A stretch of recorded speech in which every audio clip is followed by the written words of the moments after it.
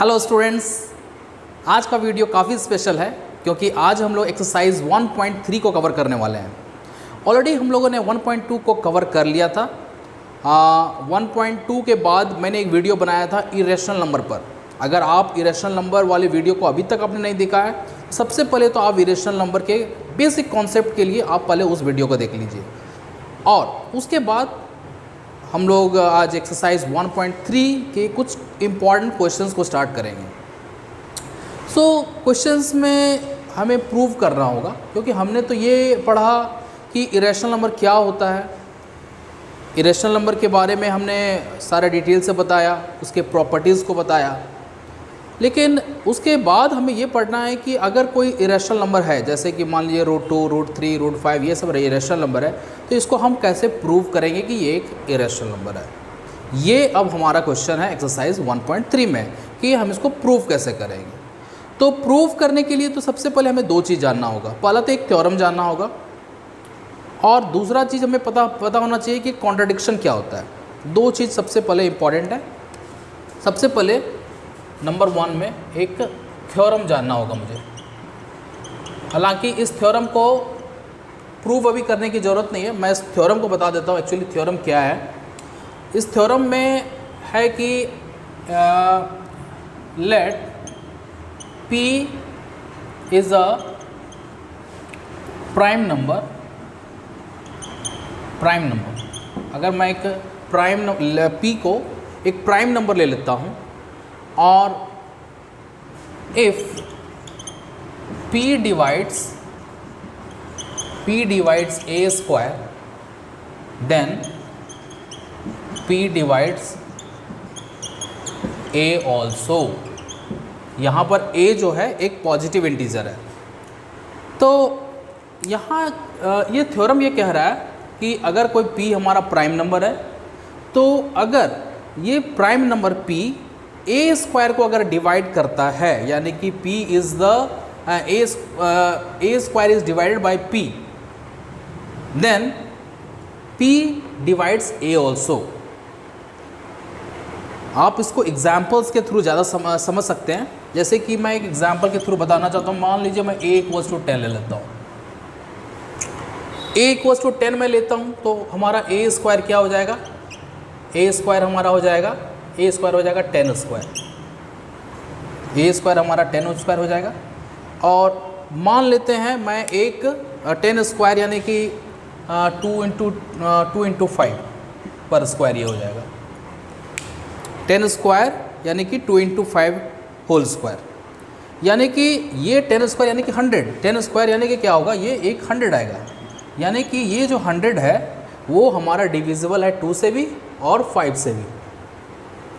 हमारा अगर मैं लेट्स मैं P मान लेता हूँ 2 लेता हूँ अगर, तो 2 से ये डिविजिबल है। तो अगर ये 2 से डिविजिबल है ये 10 स्क्वायर, यानी कि ये हमारा जो A = 10 है 10 से भी हमारा डिविजिबल होगा। कैसे? जैसे कि मान लीजिए 10 स्क्वायर यानी कि 100 है, 100 इज़ डिविजिबल बाय 2, यानी कि A हमारा क्या है 10, यानी कि 10 इज ऑल्सो डिविजिबल बाय 2। तो ये थ्योरम हमें यही बता रहा है कि अगर हम कोई भी प्राइम नंबर लेते हैं, कोई भी प्राइम P लेते हैं, अगर वो P A स्क्वायर को डिवाइड कर रहा है, जैसे कि यहाँ पर 2 है प्राइम नंबर और यहाँ A स्क्वायर हमारा 100 है, तो 100 को वो डिवाइड कर रहा है, तो P डिवाइड्स A ऑल्सो। तो वो P जो होगा यानी 2 होगा वो डिवाइड करेगा A को भी। A हमारा 10 लिया था मैंने, तो मैं देख रहा हूँ कि वो 10 को भी डिवाइड कर रहा है। तो ये चीज़ ये जानना है, आपको ये पता होना चाहिए। अगर ये थ्योरम अगर आपको पता है तो आप जो मैं बता रहा था कि इरेशनल नंबर प्रूव करना है हमें, वो आपको समझ में आ जाएगा। तो ये सबसे पहले है कि ये इसको पहले समझ जाना है। फिर से मैं रिपीट कर रहा हूँ, अगर कोई भी एक प्राइम नंबर है, अगर वो प्राइम नंबर A स्क्वायर को, किसी पॉजिटिव नंबर को, उसके स्क्वायर को अगर डिवाइड करता है, तो वो नंबर यानी कि prime number P divides A also. तो इसके बाद एक सेकेंड चीज़ मैंने बता रहा था, नंबर 2 कॉन्ट्राडिक्शन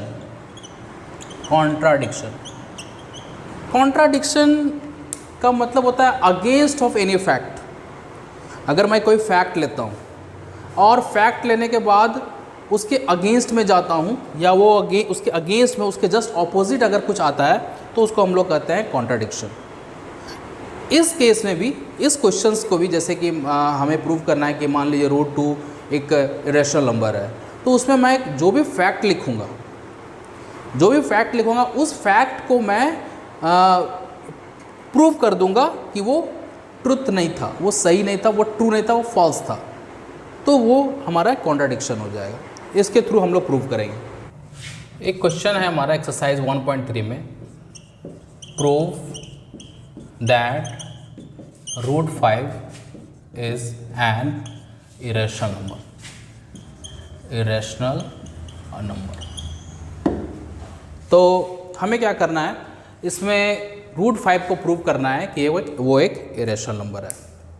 तो मैं इसमें क्या करता हूँ, इसको प्रूव करने के लिए सबसे पहले मैं क्या करता हूँ, कॉन्ट्राडिक्शन मेथड से हम लोग सबसे पहले इसको एक एज्यूम करते हैं। We assume √5 is a rational number. मैं एक एज्यूम कर लिया, मैं एज्यूम करता हूँ कि √5 एक रैशनल नंबर है, और उसके लिए मैं एक फैक्ट लिखता हूँ। क्या फैक्ट लिखता हूँ, वेयर √5 इक्वल्स टू a/b। मैं क्या करता हूँ, √5 को इक्वेट करता हूँ a/b से। a/b यानी कि वेयर a और b जो है हमारा, वो दोनों एक को प्राइम नंबर है। ठीक है, a and b are coprime number हम लोग समझते हैं कि को प्राइम नंबर क्या होता है। को प्राइम नंबर वैसा नंबर है जिसका कॉमन फैक्टर 1 के अलावा कोई भी दूसरा नंबर आपको नहीं मिलेगा। जैसे कि a और b यहाँ पर मैंने को प्राइम नंबर लिया है, यानी कि अकॉर्डिंग टू दिस फैक्ट, इस फैक्ट के अनुसार ये हो रहा है कि इसका जो कॉमन फैक्टर है सिर्फ वो और सिर्फ 1 है, और कोई भी दूसरा नंबर हमारा कॉमन फैक्टर नहीं है।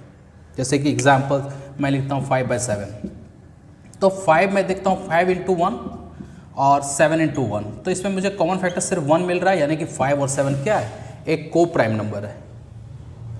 इसी तरह से अगर मैं लिख देता हूँ 2 and 8, तो 2 × 1 and 2 × 2 × 2, मुझे 1 के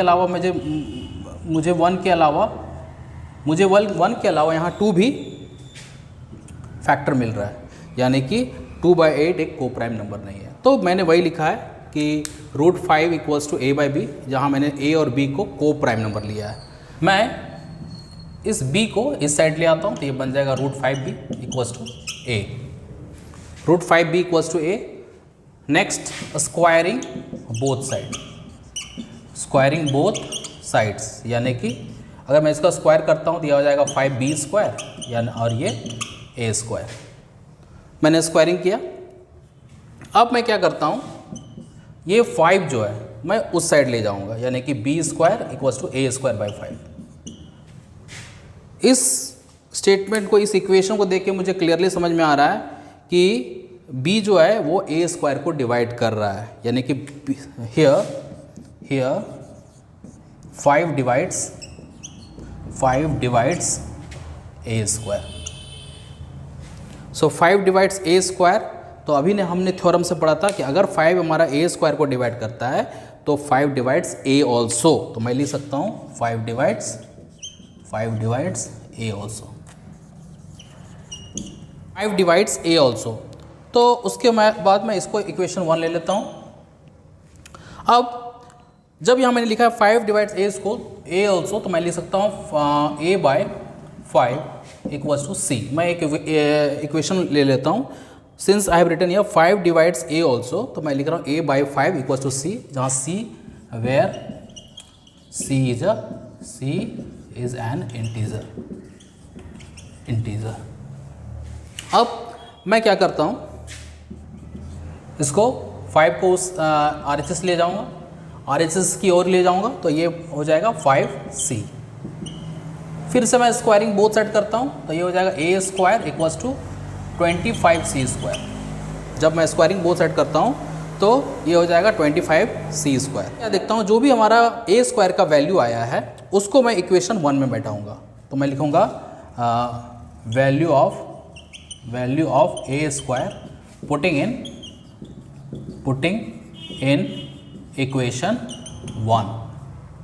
तो क्या है हमारा b square equals to 25c square, a square की जगह में मैंने बिठा दिया 25c स्क्वायर बाई 5, 5 या 25। उसके बाद मैं लिख सकता हूँ b square by 5 equals to c square. अब मैं यहाँ क्या देख रहा हूँ कि 5 डिवाइड्स बी स्क्वायर, इस इक्वेशन को मैं देख रहा हूँ तो मुझे मिल रहा है कि 5 divides b square, 5 divides b square, तो मैं लिखूँगा 5 divides b also according to the theorem जो मैंने पढ़ाया था। तो मुझे यहाँ मैंने क्या प्रूव किया कि 5 डिवाइड्स बी स्क्वायर, तो 5 डिवाइड्स बी ऑल्सो। अब क्या आपको लिखना है, आपको यही लिखना है, लिखने से पहले ये समझना है कि हमने क्या लिखा था, एक फैक्ट लिखा था कि ए and B are coprime number, यानी कि इसका जो फैक्टर है कॉमन फैक्टर वो सिर्फ 1 होना चाहिए।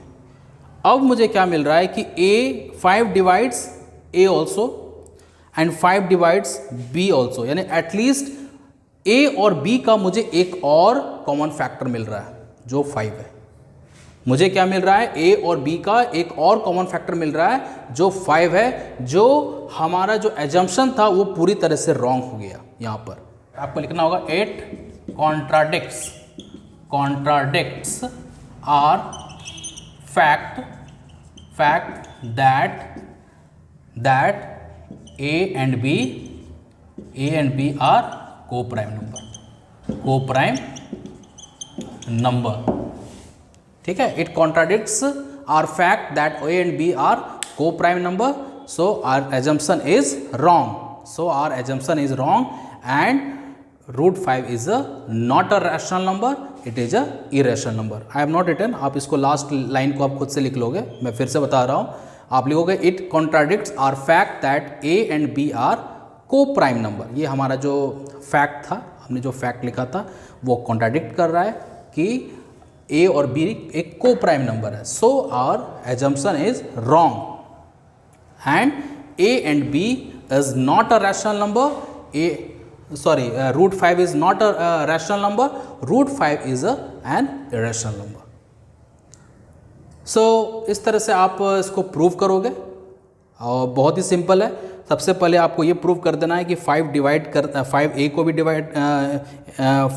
डिवाइड करता है और 5 बी को भी डिवाइड करता है, तो आपको इसके कॉमन फैक्टर मिल जाएगा और उसके बाद आप कुछ स्टेटमेंट से उसको आपको लिख के प्रूव करना है। I hope you have understood. अगर आपको क्वेश्चन चेंज हो जाता है, √7 आ जाता है, √11 आ जाता है, तो आपको रटना नहीं है, आपको इसी को थोड़ा सा चेंजिंग करके आपको खुद से बनाने के लिए ट्राई करना है। अगर उसके बावजूद भी अगर आपसे नहीं बनता है तो आप ज़रूर कमेंट बॉक्स में लिखिएगा, मैं उसका सॉल्यूशन ज़रूर दे दूँगा। तो स्टूडेंट्स मिलते हैं नेक्स्ट वीडियो में। Thank you.